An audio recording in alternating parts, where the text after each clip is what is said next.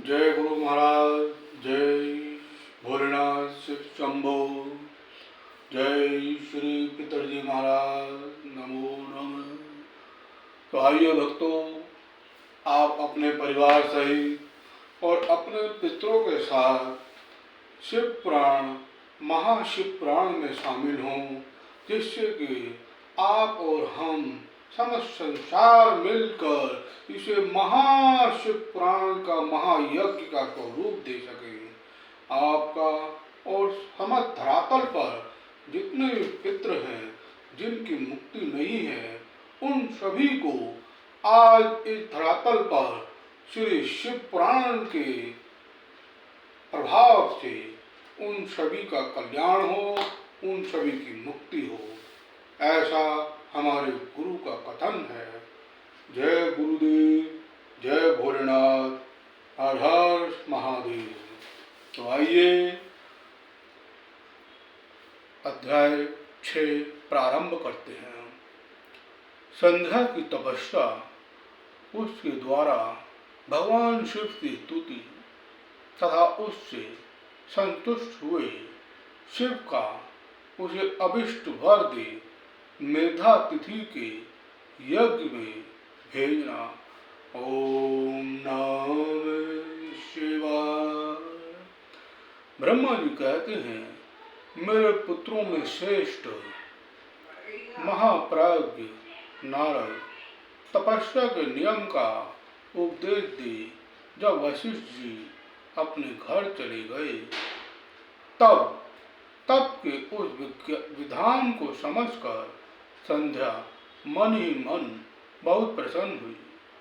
फिर तो वह सह आनंद मन से तपस्विनी के योग्य वेश बनाकर ब्रह्लोहित सरोवर के तट पर ही तपस्या करने लगी। वशिष्ठ जी ने तपस्या के लिए जिस मंत्र को साधन बताया था, उसी से उत्तम भक्ति भाव के साथ वह भगवान शंकर की आराधना करने लगी। उसने भगवान शिव में अपने चित्त को लगा दिया और एकांग मन से वह बड़ी भारी तपस्या करने लगी। उस तपस्या में लगे हुए उसके 4 युग व्यतीत हो गए। तब भगवान शिव उसकी तपस्या से संतुष्ट हो बड़े प्रसन्न हुए तथा बाहर भीतर और आकाश में अपने स्वरूप का दर्शन कराकर जिस रूप का वह चिंतन करती थी, उसी रूप से उसकी आंखों के सामने प्रकट हो गई। उसने मन से जिनका चिंतन किया था, उन्हीं प्रभु शंकर को अपने सामने खड़ा देख वह अत्यंत आनंद में विग्रह हो गई, निमग्न हो गई। भगवान का मुख अरविंद बड़ा प्रसन्न दिखाई देता था। उनके स्वरूप से शांति बरस रही थी। वह सहसा भयभीत हो सोचने लगी कि मैं भगवान हर से क्या कहूँ, किस तरह इनकी स्तुति करूँ। इसी चिंता में पड़कर उसने अपने दोनों नेत्र बंद कर दिए। नेत्र बंद कर लेने पर भगवान शिव ने उनके हृदय में प्रवेश करके उसे दिव्य ज्ञान दिया, दिव्य वाणी और दिव्य दृष्टि प्रदान की। जब उसे दिव्य ज्ञान, दिव्य दृष्टि और दिव्य वाणी प्राप्त हो गई, तब वह कठिनाई से ज्ञात होने वाले जगदीश्वर शिव की प्रत्यक्ष देखकर उनकी स्तुति करने लगी। ओम। संध्या बोली, जो निराकार और परम ज्ञान गम्य है, जो ना तो स्थूल है ना सुषम है और ना उच्च ही है, तथा जिनके स्वरूप का योगी जन अपने हृदय के भीतर चिंतन करते हैं, उन्हीं लोग सृष्टा आप भगवान शिव को नमस्कार। जिन्हें सर्व कहते हैं, जो शांत स्वरूप, निर्मल निर्विकार और ज्ञान गम्य है, जो अपने ही प्रकाश में स्थित हो प्रकाशित होते हैं, जिनमें विकार का अत्यंत अभाव है, जो आकाश मार्ग की भांति निर्गुण निराकार बताए गए हैं, तथा जिनका रूप अज्ञान अंधकार मार्ग से सर्वथा परे है, उन नित्य प्रसन्न आप भगवान शिव को मैं प्रणाम करती हूँ, जिसका रूप एक अद्वितीय शुद्ध बिना माया के प्रकाशमान सच्चिदानंद में सहज निर्विकार नित्य आनंद में सत्य ऐश्वर्य से युक्त प्रसन्न तथा लक्ष्मी को देने वाला है। उन आप भगवान शिव को नमस्कार है, जिनके स्वरूप की ज्ञान रूप से ही उद्भावना की जा सकती है, जो इस जगत से सर्वदा भिन्न है एवं सतत प्रधान ध्यान के योग्य आत्म स्वरूप सारभूत सबको पार करने वाला, सबको पार लगाने वाला तथा पवित्र वस्तुओं में भी परम पवित्र है, उन आप महेश्वर को मेरा नमस्कार है। आपका जो स्वरूप शुद्ध मनोहर रतन में आभूषणों से विभूषित तथा स्वच्छ कपूर के समान गौर वर्ण है, जिसने अपने हाथों में वर अभय शूल और मुंड धारण कर रखा है, उस दिव्य चिन्ह में सगुण प्रकार विग्रह से सुशोभित आप योग युक्त भगवान शिव को नमस्कार है। आकाश पृथ्वी दिशाएं जल तेज तथा काल ये जिनके रूप हैं, उन आप परमेश्वर को नमस्कार है। ओम। प्रधान प्रकृति और पुरुष जिनके शरीर रूप से प्रकट हुए हैं, अर्थात वे दोनों जिनके शरीर हैं, इसीलिए जिनका यथार्थ रूप अव्यक्त बुद्धि आदि से परे है, उन भगवान शंकर को बारंबार नमस्कार है, जो ब्रह्मा होकर जगत की सृष्टि करते हैं, जो विष्णु होकर संसार का पालन करते हैं तथा जो रुद्र होकर अंत में इस सृष्टि का संहार करते हैं या संहार करेंगे, उन्हीं आप भगवान सदाशिव को बारंबार नमस्कार, जो कारण के भी कारण हैं, दिव्य अमृत रूप ज्ञान तथा अणिमा आदि ऐश्वर्य प्रदान करने वाले हैं, समस्त लोकांतरों का वैभव देने वाले हैं, स्वयं प्रकाश रूप हैं तथा प्रकृति से भी परे हैं, उन परमेश्वर शिव को नमस्कार है, नमस्कार है। यह जगत जिनसे भिन्न नहीं कहा जाता, जिनके चरणों से पृथ्वी तथा अन्य अन्य अंगों से संपूर्ण दिशाएं, सूर्य चंद्रमा कामदेव एवं अन्य देवता प्रकट हुए हैं, उन जिनकी नाभि से अंतरिक्ष का आविर्भाव हुआ है, उन्हें आप भगवान शंभु को मेरा नमस्कार है। प्रभु आप ही सबसे उत्कृष्ट परमात्मा हैं, आप ही नाना प्रकार की विद्याएं हैं, आप ही हर संहार करता है, आप ही सद ब्रह्मा तथा पर ब्रह्मा हैं। आप सदा विचार में तत्पर रहते हैं, जिनका न आदि है न मध्य है और न अंत ही है, जिनसे सारा जगत उत्पन्न हुआ है तथा जो मन और वाणी के विषय नहीं है, उन महादेव जी की स्तुति में कैसे कर सकूंगी। ओम। ब्रह्मा आदि देवता तथा तपस्या के धनी मुनि भी जिनके रूपों का वर्णन नहीं कर सकते, उन्हीं परमेश्वर का वर्णन अथवा वित्वन मैं कैसे कर सकती हूँ। प्रभु आप निर्गुण हैं, मैं मूढ़ स्त्री आपके गुणों को कैसे जान सकती हूँ। आपका रूप तो ऐसा है जिसे इंद्र सहित संपूर्ण देवता और असुर भी नहीं जानते। महेश्वर आपको नमस्कार है, तपो में आपको नमस्कार है। देवेश्वर शंभो मुझ पर प्रसन्न होइए, आपको बारंबार नमस्कार है।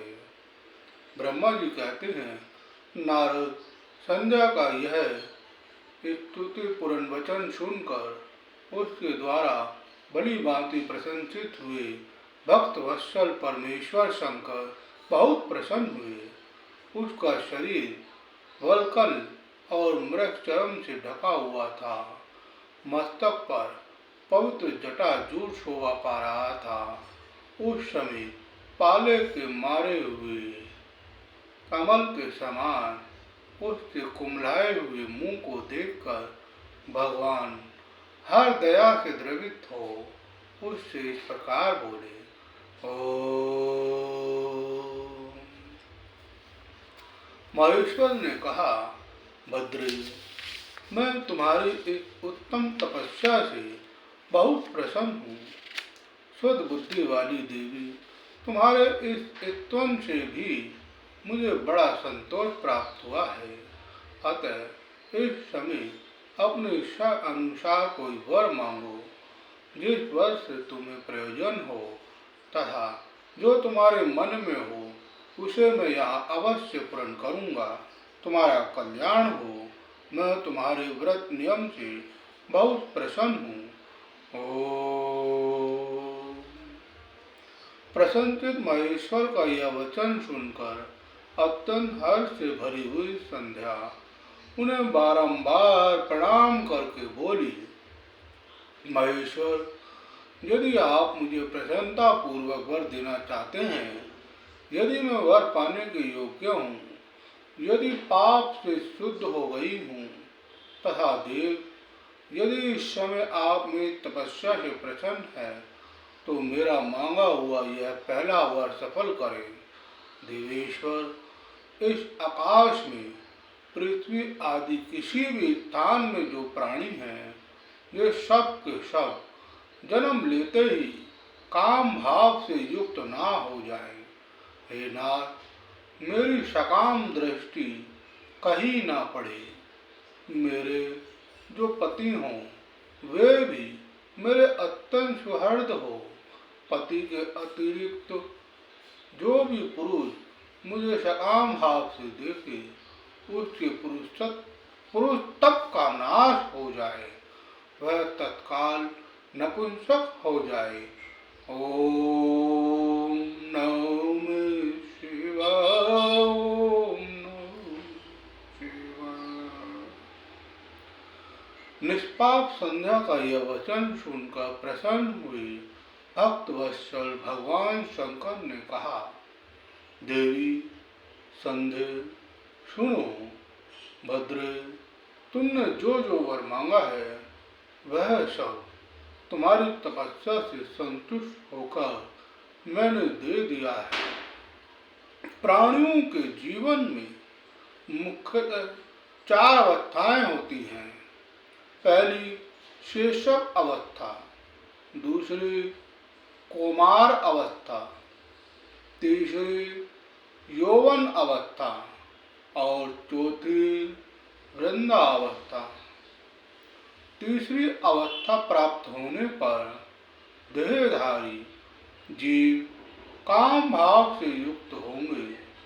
कहीं कहीं दूसरी अवस्था में अंतिम भाग में ही प्राणी सकाम हो जाएंगे। तुम्हारी तपस्या के प्रभाव से मैंने जगत में सकाम भाव के हर उदय की यह मर्यादा स्थापित कर दी है, जिससे देहधारी जीव जन्म लेते ही कामासक्त ना हो जाए। तुम भी इस लोक में वैसे दिव्य सतीभाव को प्राप्त करो जैसा तीनों लोकों में दूसरी किसी स्त्री के लिए संभव नहीं होगा। पानी ग्रहण करने वाले पति के सिवा जो कोई भी पुरुष सकाम होकर तुम्हारी ओर देखेगा वह तत्काल नपुंसक होकर दुर्बलता को प्राप्त हो जाएगा। तुम्हारे पति महान तपस्वी तथा दिव्य रूप से संपन्न एक महाभाग महर्षि होंगे जो तुम्हारे साथ 7 कल्पों तक जीवित रहेंगे। तुमने मुझसे जो जो वर मांगे थे वे सब मैंने पूर्ण कर दिए। अब मैं तुमसे दूसरी बात कहूँगा जो पूर्व जन्म से संबंध रखती है। तुमने पहले से ही ये प्रतिज्ञा कर रखी है कि मैं अग्नि में अपने शरीर को त्याग दूंगी। उस प्रतिज्ञा को सफल करने के लिए मैं तुम्हें एक उपाय बताता हूँ, उसे निस्संदेह करो।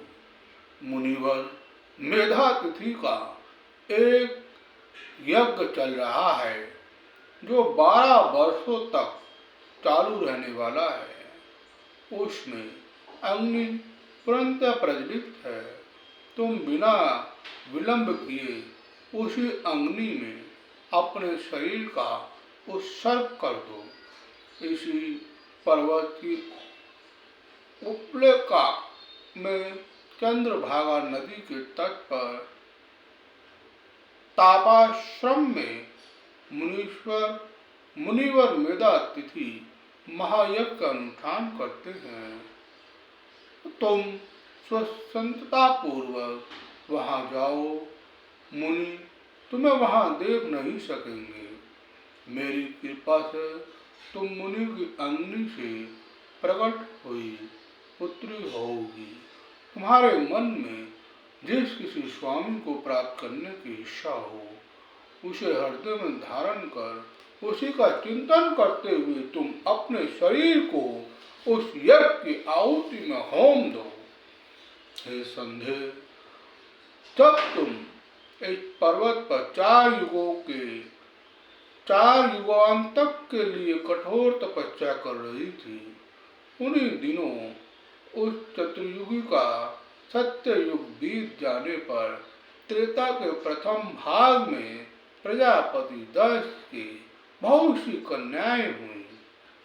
उन्होंने अपनी उन सुशीला कन्या का यथा योग्य वरों के साथ विवाह कर दिया।